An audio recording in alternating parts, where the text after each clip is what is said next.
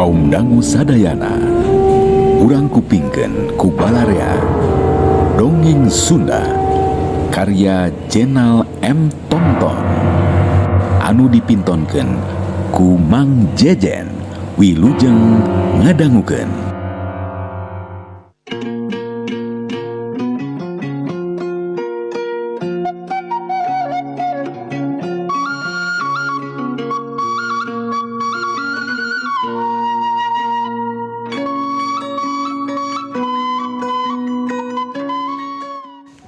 Bismillahirrohmanirrohim. Assalamualaikum warahmatullahi wabarakatuh. Sampurasun baraya kaum dangu sadayana anu dimana wae ayana. Tepang deui sareng simkuring Mang Jejen dina pidangan dongeng Sunda anu ngabantun judul Jurig Panganten bagean ka-16. Hanca anu kamari katuna teh nalika angga nuju sarapan kupat tahunya. Teras aya jalma anu anyar pinanggih naroskeun Komar, Carmat sareng Barman. Tah duwi kadinya nya.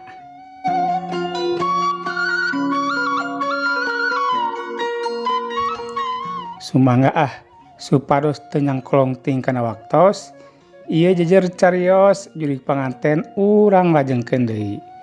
Tapi sateacana Mang Jejen ngemutan deui di absen. Supados Mang Jejen terang anu timana-timanana. Oge ka kaum dangu sadaya anu teu acan subscribe mangga subscribe. Kanggo naon cenah Mang Jejen? Supados henteu kakantun sambungan carios anu salajengna kitu tahnya. Mangga ieu lalakon jurig panganten bagian ka-16 urang sami-sami dangukeun. Der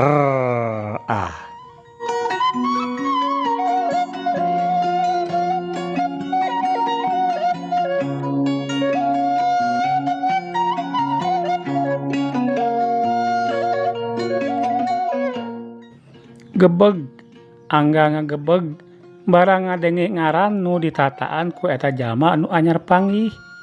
Meh we angga kabesekan. Maksudna tilu nami eta teh jalmina mah mung saurang. Lain tiluan, tilu urang. Maknying ngaranna Komar, Carmat jeung Batman. Leng angga ngahuleng buah-buah nu dimaksud ku jalma nu anyar panggih teh juragan Komar jeung si Mang Carmat. Ngan nu teu apal teh Barman. Antukna angga tetelepek hayang apal saha eta jalma nu anyar panggih teh. Teu terang tah manawi si Mang apal teu? Teu cep. Tema si Mang cukup ku teu terang. Nah, tadi bujang ka bumi nak Kang. Cek angga. Mari nah tiluan anak nge. Nyasat nanyakeun atuh ani can painah mah. Temalna semu keheul. Keur kitu Mang Kupat tahu mikeun pesenan ka jalma nu anyar panggih. Mangga Kang. Kupatna jalma nu anyar panggih nampanan tuluy ngahekok kupat tahu.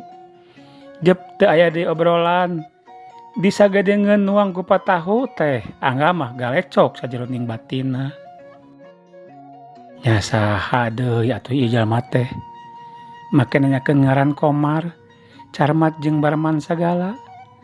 Moal kitu babaturan bisnisna nu dicaritakeun ku Risma teh. Terus ari Barman saha? Hadena mah ieu jalma urang paling potona. Sugan Risma apaleun. Angga tuluy rumpu rampa kana pesak calana. Ari maksud rek nyokot HP. Tapi tetela HP teh eueuh. Tayohna mah tinggalkeun di imah. Aing mah HP-na ge tinggalkeun di imah. Angga ngagerentes semuhan deul Keur kitu torojol Yono. Oh walah, paingan di teangan keimahan ento aya, kuning aya di dieu. Yon, nya sarapan heula. Kunaon ditelepon ento diangkat. Sidik tinggalin di imah. Walah, pantesan atuh. Aya naon isu keneh geus nyamper. Urangna dititaku Teh Yanti rek nyokot foto kawinan Risma jeung juragan kau. Kayak berang urang cokot ka studio foto. Ayeuna mah ente sarapan heula we. Angga gancang motong caritaan Yono. Lantaran bisi kanyahoan ku jalma nu anyar panggih. Moal, urang nggo sarapan. Tema Yono. Ari jalma nu anyar panggih basa ngadenge ngaran Risma. Teh manehna ngareret ku juru panon ka Yono. Tur curiga. Naha angga motong ceritaan Yono siga nu sieun kanyahoan ku manehna. Mak. Asa apa? Nya asa apa kana eta ngaran teh? Jalma nu anyar panggih ngagerentes dina jero hatena, tuluy gagancangan meakeun alas kupat tahu. Geus beak, tuluy kasih Mang kupat tahu nanyakeun hargana. Ya manaha, Mang? 10.000. Jalma nu anyar panggih mikeun duit 10.000 ka tukang kupat. Geus kitu tuluy kaluar. Sanggeus ngahurungkeun motor tuluy indit nuju ka arah datangna Yono. Ari angga nuturkeun ku juru panon ngaliosna eta jalma. Aduh, untung weh teu kebat caritaan ente Yon. Maksudna Yono can ngarti. Keweh di imah dicaritakeunna mah. Cek angga semung harewos, tuluy angga meakeun kupat. Ieu nyaan moal sarapan heula? Moal. Mang, bungkus we hiji. Moal enggak go sarapan, sumpah. Lain jang ente, tapi jang aki uca ieu mah. Walah, sugan teh jang urangna. Si Mang kupat ngaladangan deui kupat tahu pesanan angga nu dibungkus. Tekung silila pesenan geus beres tuluy bikeun ka angga. Cih mangga cep. Angga ngodok saku tuluy mikeun duit 20.000 kasih Mang kupat tahu. Nuhun cep. Sami-sami Mang. Hayu Yot. Angga jeung Yono cengkat dina bangku tuluy pamitan ka Mang kupat. Mangga Mang. Jih mangga cep mangga. Mana motor Yon? Ento make motor, disimpan di imahna di dinya. Oh, sugan teh. Angga jeung Yono tuluy laleumpang ngajugjug imah Angga.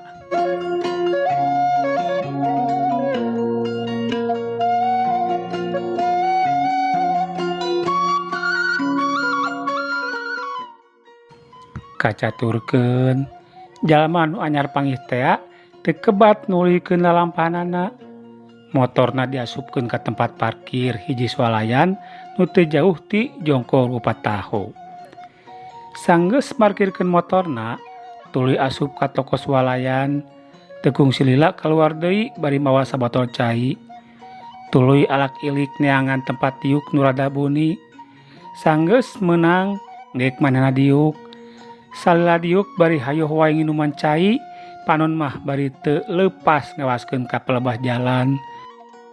Sigana basa tadi rurusuhan dahar kupat tahu teh aya nu dimaksud, nyaeta rek nuturkeun Angga.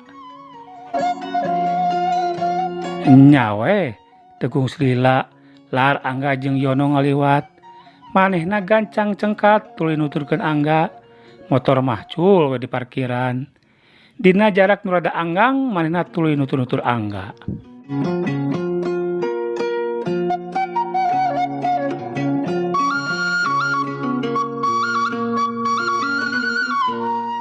Ka dieu jalanna Yon. Nah, pan gangna belah ditu. Ieu rek mikeun heula kupat ka aki uca. Angga jeung Yono asup ka jero gang. Basa Angga jeung Yono asup ka jero gang, jalma nu anyar panggih ngagancangan lempangna sabab bisi leungiteun inceran. Nya we barang manehna asup ka jero gang Angga jeung Yono geus eueuh. Jalma nu anyar panggih gancang neangan tapi bingung sabab dirinya teh aya sababaraha gang leutik. Teuing tuluy asup ka gang nu mana Angga jeung Yono teh nepi ka teu kapanggih. Wah ngamana leosna nya. Jalma nu anyar panggih culang cileung bingung rek milih gang nu mana. Wah aing leungiteun takbak leungiteun inceran. Baiklah, nu penting geus apal gangna. Urang tong uat weh di hareupeun gang. Pokna nyarita sorangan, saterusna balik deui ka toko swalayan rek nyokot motor.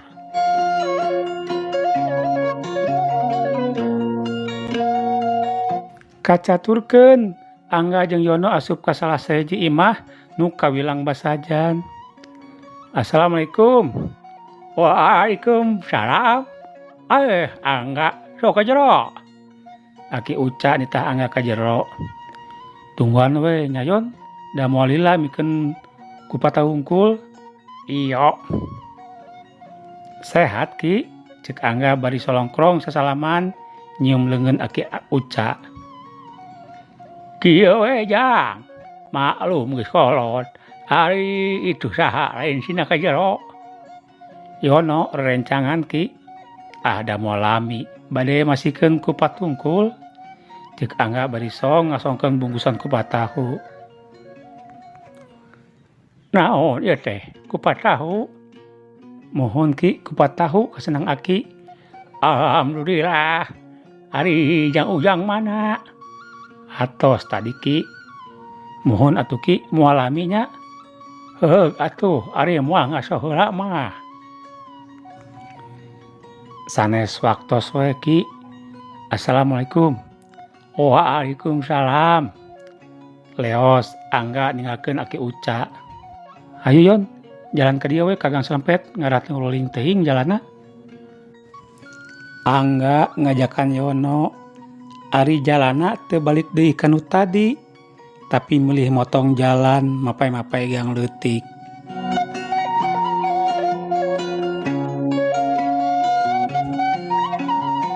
Nya we, jalanna leuwih deukeut. Teu kungsi lila beras ka gang gede deukeuteun imah Angga. Sangeus nepi ka imah, Angga tuluy muka tulak panto. Angga jeung Yono arasup ka jero imah. Gek Yono diuk dina kursi. Ari Angga tuluy ka kamar rek nyokot HP di kamarna. Teu kungsi lila kaluar deui bari ngeupul HP tuluy diuk dina kursi. Jadi kumaha enggak?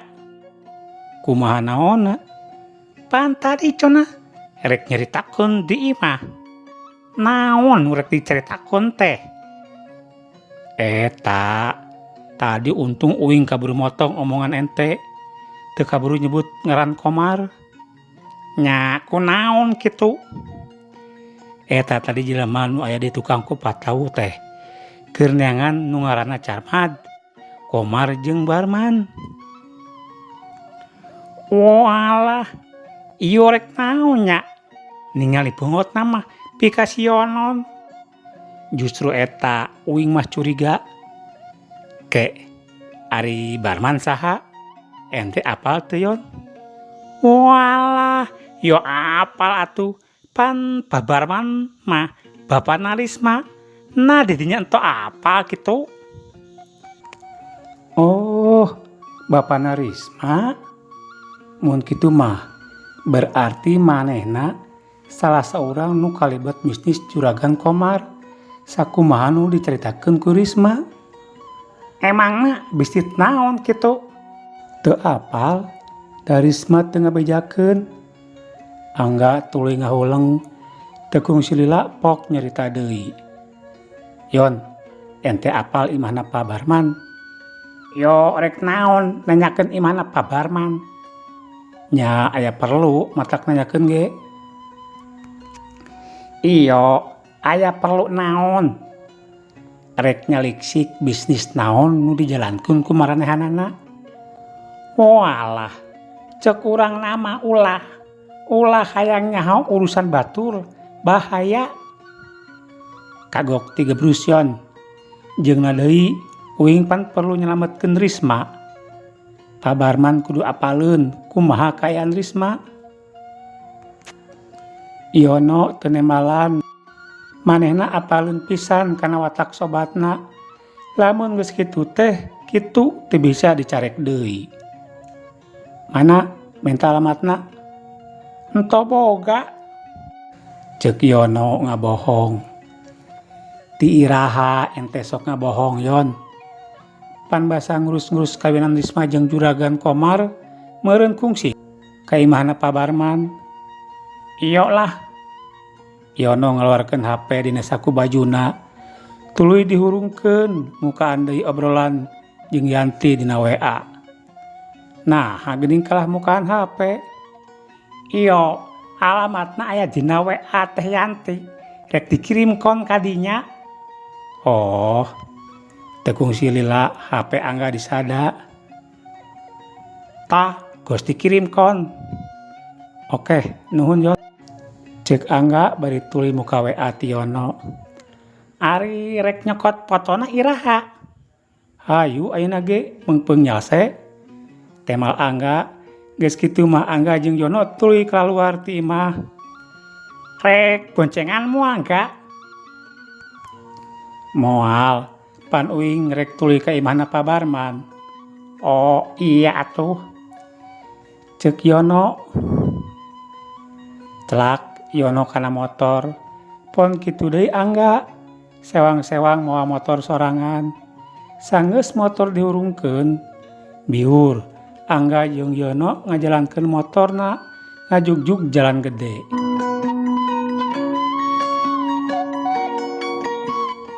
Nah atuh karek ge kaluar ti gang. Eta mah waktosna saeb baraya kaum dangu sadayana. Aduh nada hapunten pisan. Ieu lakon nyurig panganten urang ecakeun heula dugi ka dieu nya. Insyaallah ke dina bagian ke-17 ieu lakon urang teraskeun deui. Ku kituna sata acan amit mundur Mang Jejen nada hapunten samudia kalepatan boh bilih kirang nyunggemakeun. Tah kitu nya. Wassalamualaikum warahmatullahi wabarakatuh.